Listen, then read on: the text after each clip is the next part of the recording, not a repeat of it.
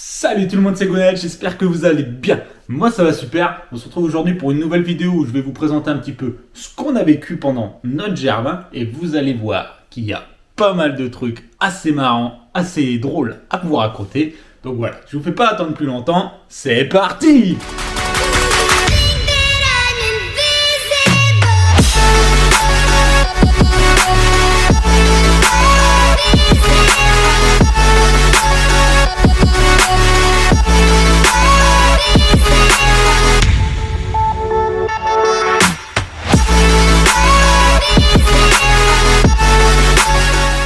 Alors, pour préciser un petit peu le contexte, le GR20, c'est une aventure que j'ai souhaité faire avec un ami à moi qui s'appelle Olivier, qui peut malheureusement pas être là aujourd'hui parce qu'il fait beaucoup de sport, notamment beaucoup d'aviron et que ça lui prend beaucoup de temps.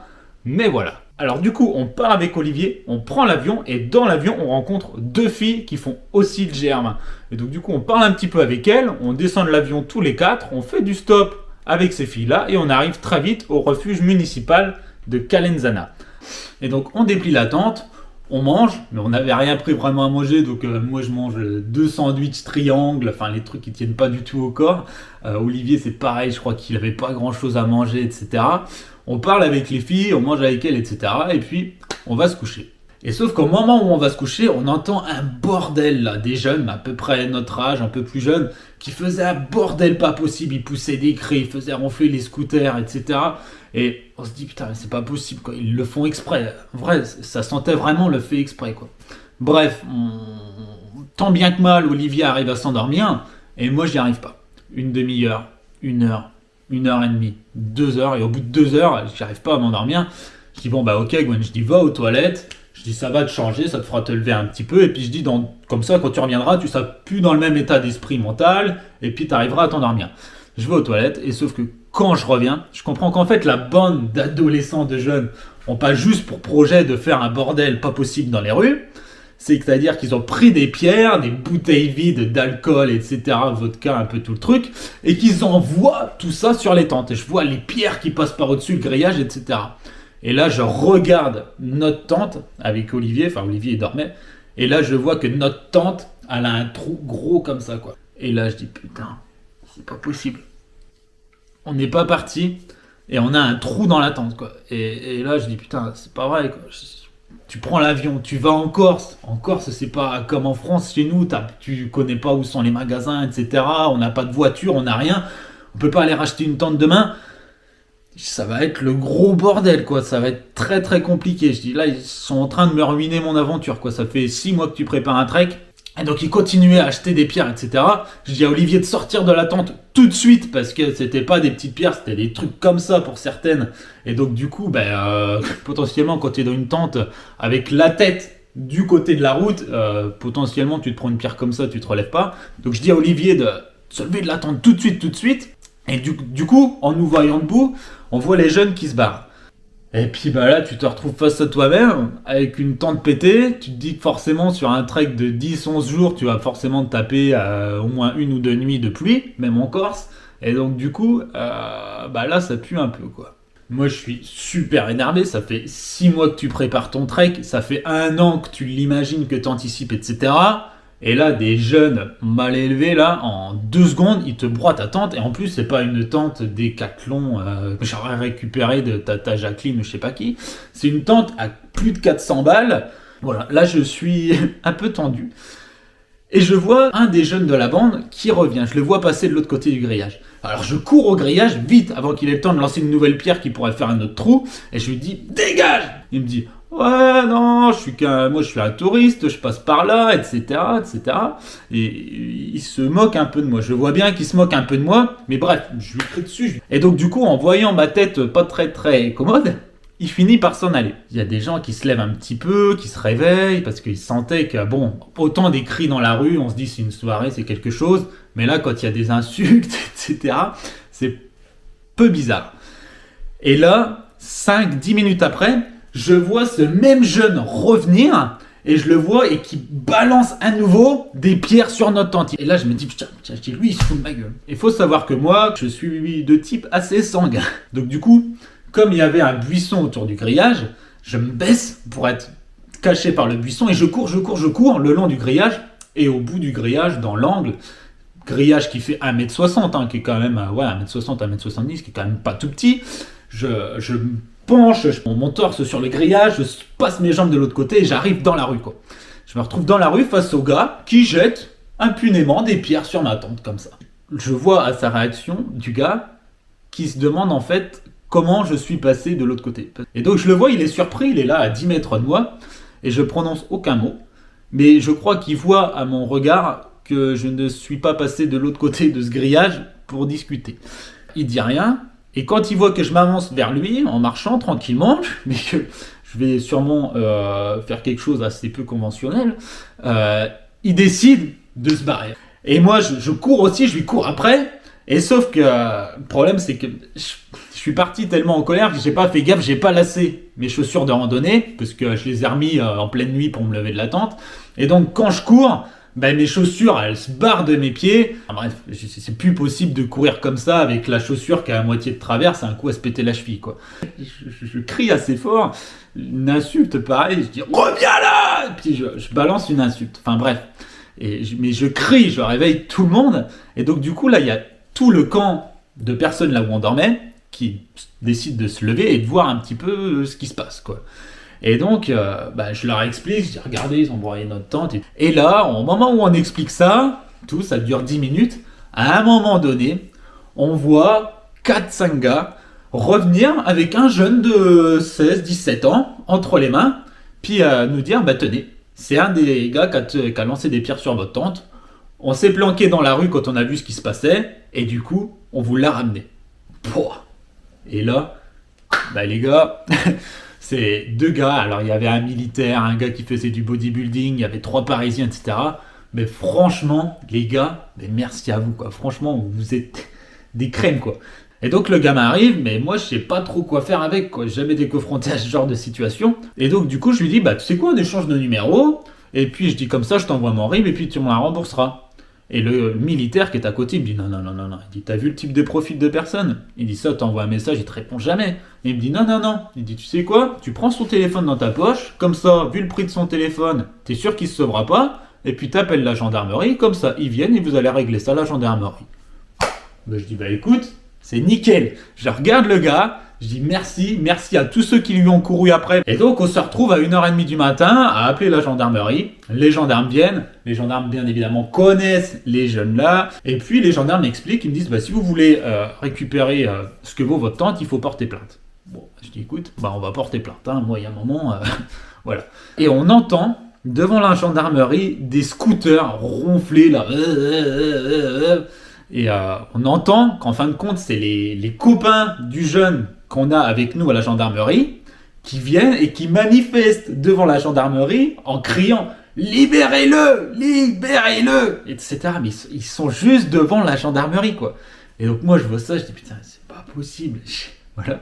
Et je vois le gendarme face à qui je dépose ma plainte se lever, prendre son taser en main et courir sur le parking en disant « Je vais vous taser !»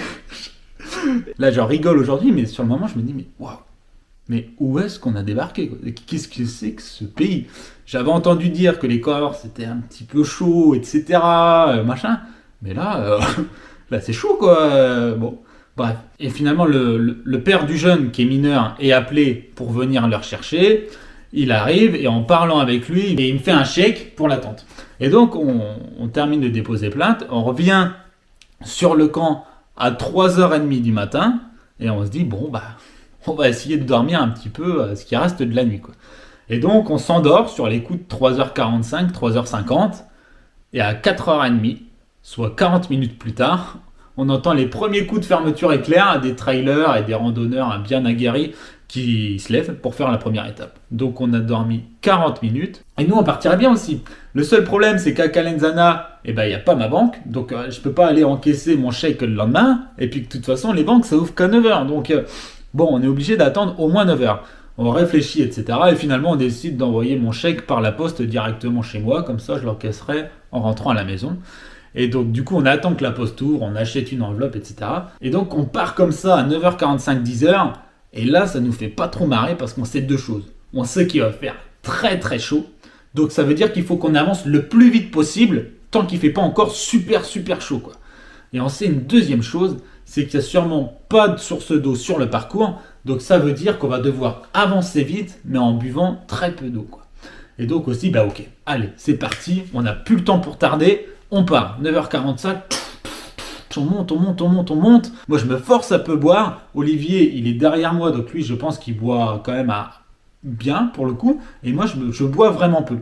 Et sauf que à force de monter comme ça, je sens le sac à dos qui s'enfonce de plus en plus dans mes épaules, là. Et je dis, ouais, c'est bizarre. Genre, je sais pas, je le sens s'enfoncer. Je dis, ok, c'est pas grave. Et puis, on continue de monter comme ça, à bon rythme. Je bois toujours peu. Et là, je me rends compte que ouais, c'est très bizarre. Je commence à avoir des envies de vomir, etc. Je suis pas bien. Olivier voit à ma tête, sans même que je lui dise que je suis pas bien, il me dit ok, on fait une pause. Et donc on fait une pause, on s'arrête 10 minutes, un quart d'heure. Je bois, pour le coup, je bois un peu, mais voilà, c'est compliqué, quoi. Je sens que je suis pas bien, j'arrive plus à monter, j'arrive plus à marcher, je marche comme un vieux et j'ai envie de vomir, quoi. Je suis vraiment pas bien.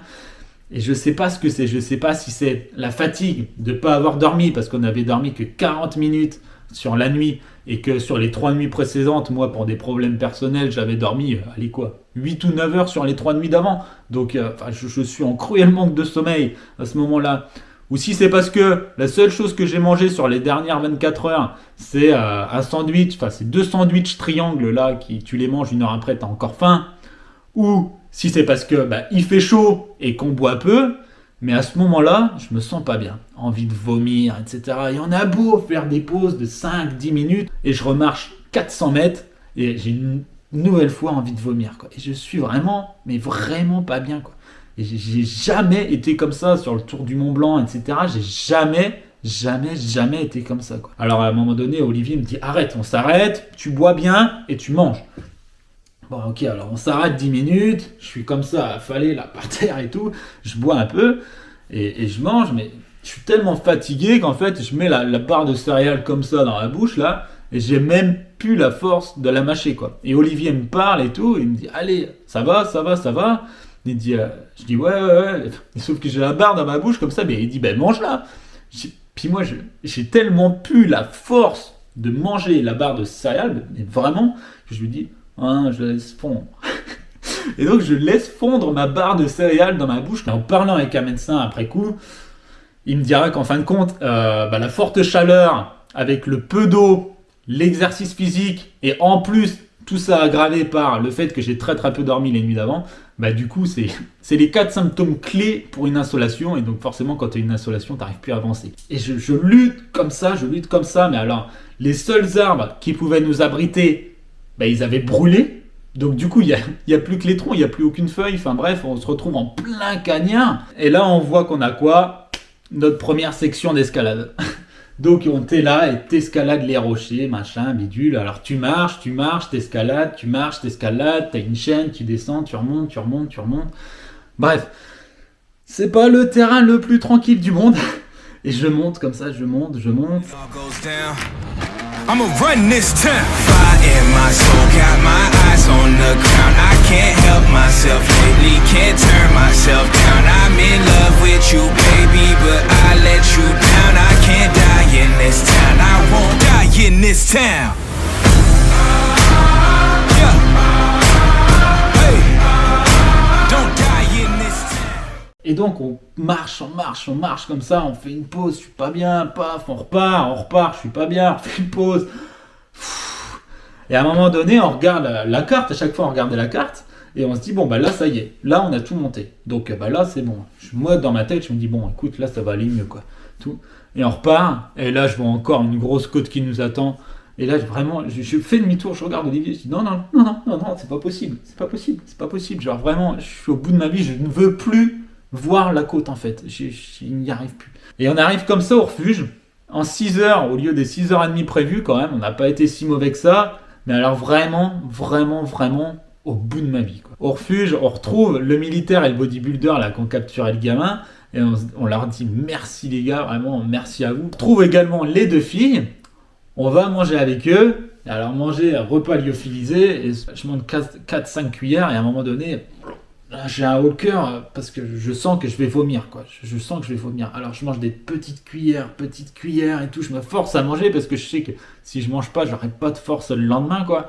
Et à un moment donné, hop, et je sens que je suis vraiment pas bien et je vais vomir. Et donc je dis bon bah ok, bah, je jette. Hein. Enfin, il y a pas un moment donné, il y a pas moyen, quoi. Et on termine comme ça par aller se coucher à 18h. Et là, pour le coup, on se dit le lendemain, on part super tôt parce que je dis moi, je veux plus voir le soleil, quoi. Je dis il y a pas moyen, il n'y a pas moyen. Et on met le réveil à 4h15. Le lendemain matin, 4h15, le réveil sonne, on replie la tente, on remplit les réserves d'eau, etc. Et à 5h15, on commence à marcher. Et on part, ça descend et tout, ça va, ça remonte, ça grimpe dur, ça grimpe raide, ça grimpe longtemps, mais ça va.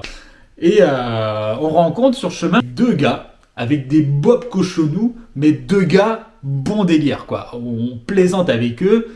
Et le hasard fera qu'on marchera longtemps avec eux. Et donc on marche avec ces 2 personnes, nos Bob Cochonou là. Et on kiffe, on rigole, etc. Mais on marche bien, quoi. Et c'est dur quand même. Et donc on monte, on se perd un peu dans les roches, etc. Parce qu'on remonte, on descend.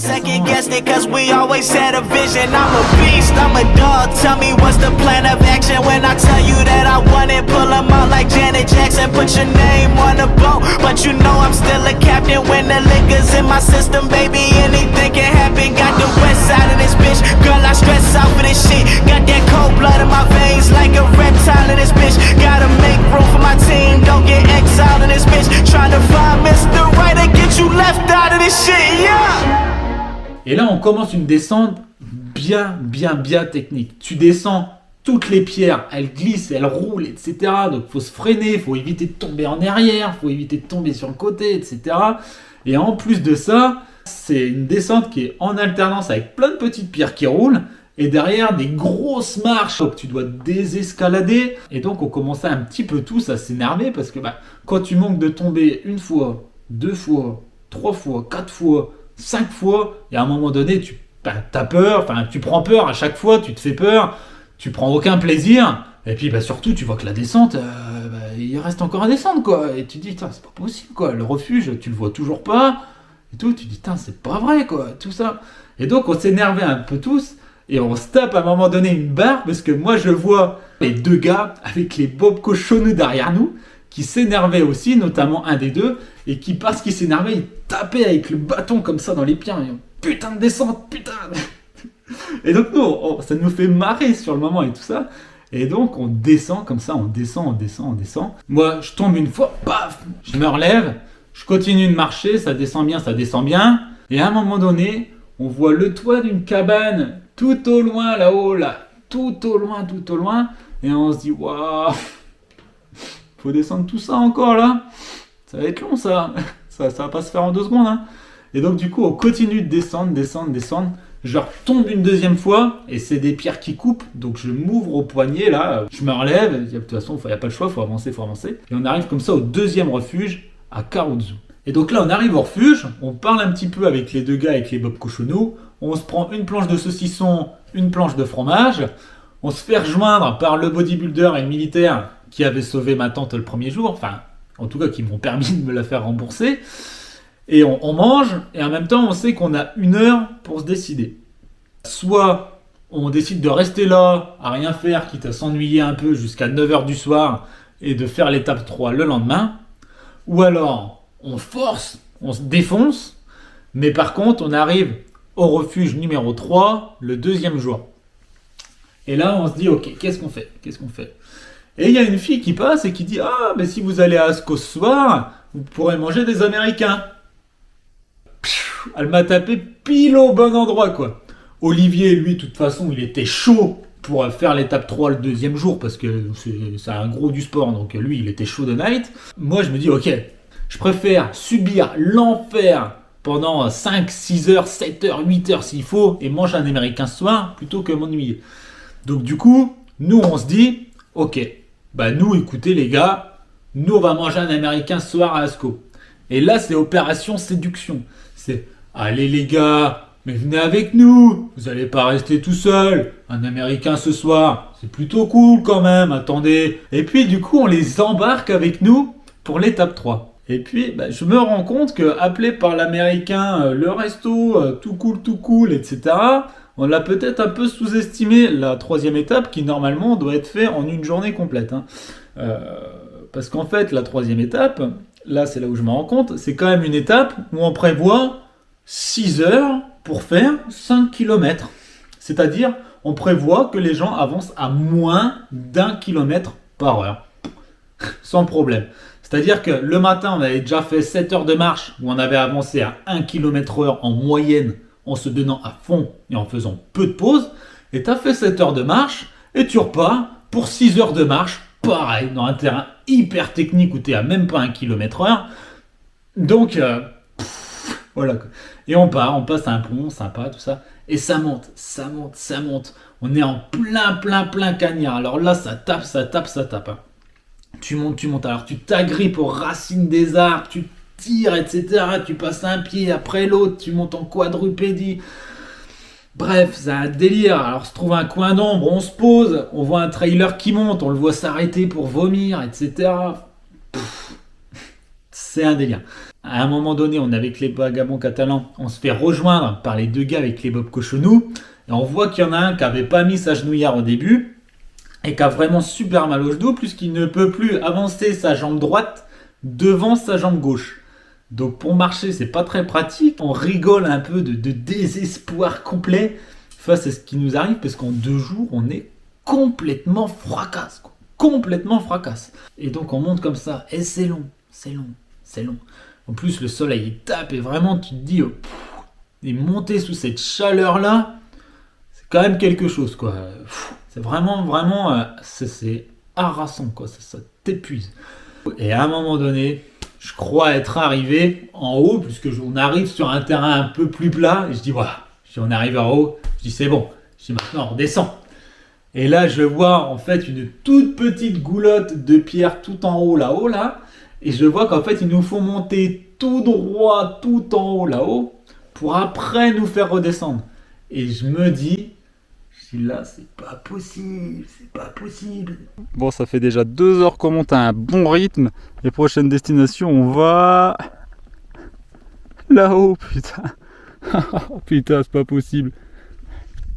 On fait des arrêts à tous les 400 mètres parce qu'on n'en peut plus. Et là, tu vois ça, tu fais putain, c'est pas vrai. Et puis bah, on part, quoi. On part, on laisse un peu les vagabonds catalans et les cochonous derrière nous. Puis on leur dit, bah les gars, on se retrouve au refuge le soir et on part devant. Et donc là, on continue de monter et ça monte. Et là, vraiment, c'est dur. Là, t'as le regard qui est plissé, les traits tirés, etc. On marche pas vite pourtant, mais alors vraiment, c'est dur. Je m'arrête plusieurs fois dans la côte, comme ça, sur les pierres, complètement essoufflé au bout. Et puis ça monte.